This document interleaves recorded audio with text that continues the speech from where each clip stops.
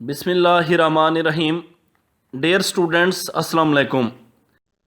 आज हम डिस्कस करेंगे two kingdom classification system, three kingdom classification system and five kingdom classification system.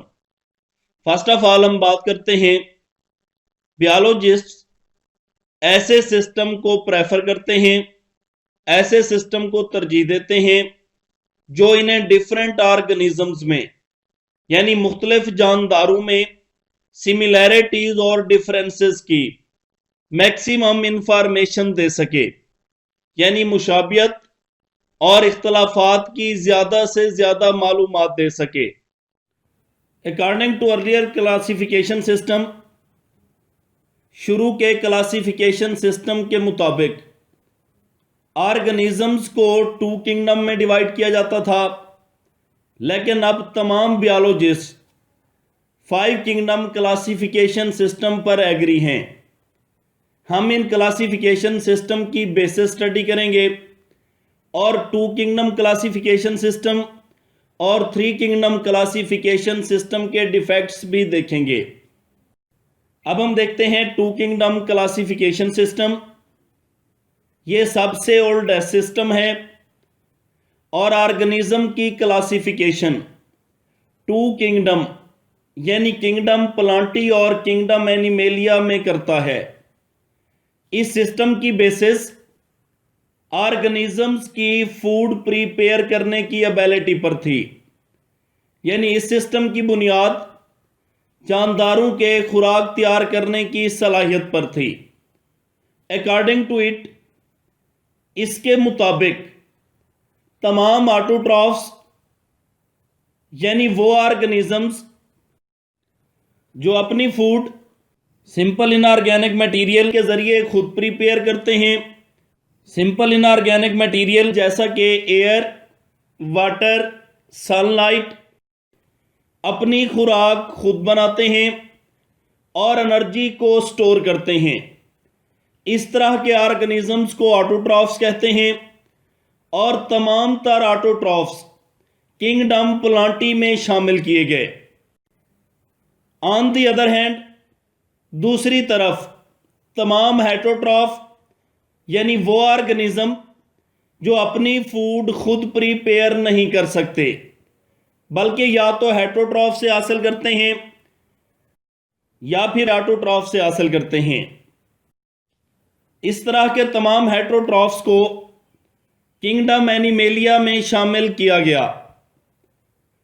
इस classification system में bacteria, algae और फंजाई की क्लासिफिकेशन भी उनकी सिमिलैरिटीज की बेसिस पर किंगडम प्लांटी में की जाती थी। अब इस किंगडम के डिफेक्ट्स कौन से थे? सम टेक्सानोमिस्ट फाउंड दिस सिस्टम अनवर्केबल। चंद टेक्सानोमिस्ट ने इस सिस्टम को नाकाबिले अमल पाया। अब इसकी वजह क्या थी? क्योंकि कई यूनिसेलुलर ऑर्गेनिज्म, फॉर एग्जांपल यूगलीना, यानी जो यूगलीना जैसे ऑर्गेनिज्म हैं, ये प्लांट लाइक कैरेक्टरिस्टिक भी रखते हैं और एनिमल लाइक कैरेक्टरिस्टिक भी रखते हैं, यानी इनमें पौधों और जानवरों दोनों तरह की खसीयतें पाई जाती हैं। प्लांट लाइक कैरेक्टरिस्टिक कौन सी होती है? इनमें प्लांट्स में भी क्लोरोफिल मौजूद होता है, यूगलीना में भी क्लोरोफिल मौजूद होता है। एनिमल लाइक कैरेक्टरिस्टिक कौन सी होती है? एनिमल के सेल के गिर्द सेल वाल मौजूद नहीं होती, इनके सेल के गिर्द भी सेल वाल मौजूद नहीं होती। और एनिमल भी हेटरोट्रॉफ होते हैं और यूगलीना भी डार्कनेस में, अंधेरे में हेटरोट्रॉफ बन जाते हैं। टेक्सानोमिस्ट के ख्याल में ऐसे ऑर्गेनिजम्स के लिए सेपरेट किंगडम होना चाहिए। इसके अलावा दूसरा डिफेक्ट कौन सा था इस सिस्टम का? यह सिस्टम प्रोकैरियोटिक और यूकैरियोटिक सेल रखने वाले ऑर्गेनिज्म के दरमियान डिफरेंस को भी क्लियर नहीं करता था, यानी प्रोकैरियोटिक और यूकैरियोटिक सेल रखने वाले जानदारों के दरमियान फर्क को भी नजरअंदाज करता है। इसके बाद थ्री किंगडम क्लासिफिकेशन सिस्टम बनाया गया। अब हम देखते हैं थ्री किंगडम क्लासिफिकेशन सिस्टम और उसके डिफेक्ट्स। 1866 में अर्नस्ट हैकल ने सबसे पहले ऑब्जेक्शन को सॉल्व किया, यानी पहले एतराज़ को सुलझाया। फिर यूग्लिना लाइक ऑर्गेनिजम्स के लिए, यूग्लिना की तरह के ऑर्गेनिजम्स को एकोमोडेट करने के लिए थर्ड किंगडम प्रोटिस्टा प्रपोज किया, यानी एक तीसरा किंगडम प्रोटिस्टा तजवीज़ कर दिया ताकि यूग्लिना की तरह के ऑर्गेनिज्म को उसमें रखा जाए। इस सिस्टम में बैक्टीरिया को भी किंगडम प्रोटिस्टा में रखा गया, लेकिन फंजाई को अभी भी किंगडम प्लांटी में रहने दिया गया। अब इस सिस्टम के डिफेक्ट्स कौन से थे? इस सिस्टम ने भी टू किंगडम क्लासिफिकेशन सिस्टम की तरह प्रोकैरियोट्स और यूकैरियोट्स में डिफरेंस को क्लियर नहीं किया, यानी प्रोकैरियोट्स और यूकैरियोट्स में फर्क को वाज़ेह नहीं किया। इसका दूसरा डिफेक्ट कौन सा था? कुछ बायोलॉजिस्ट फंजाई की किंगडम प्लांटी में मौजूदगी से भी डिसएग्रीड थे, यानी कुछ बायोलॉजिस्ट फंजाई की किंगडम प्लांटी में क्लासिफिकेशन से मुत्तफिक नहीं थे। जैसा कि आप जानते हैं कि फंजाई कई लिहाज से पौधों से रिजेंबल हैं, यानी पौधों से मुशाबे हैं, लेकिन प्लांट्स ऑटोट्रॉफ्स होते हैं और फंजाई ऑटोट्रॉफ्स नहीं होते। और फंजाई खास तरह के हेटरोट्रॉफ्स हैं जो अपनी फूड को एब्जॉर्ब करके बॉडी में ले जाते हैं, यानी खुराक को जज़ब करके जिस्म में ले जाते हैं। इसके अलावा प्लांट की सेल वॉल में केमिकल सेलुलोज पाया जाता है, जबकि फंजाई की सेल वॉल में सेलुलोज की बजाय काइटन पाया जाता है।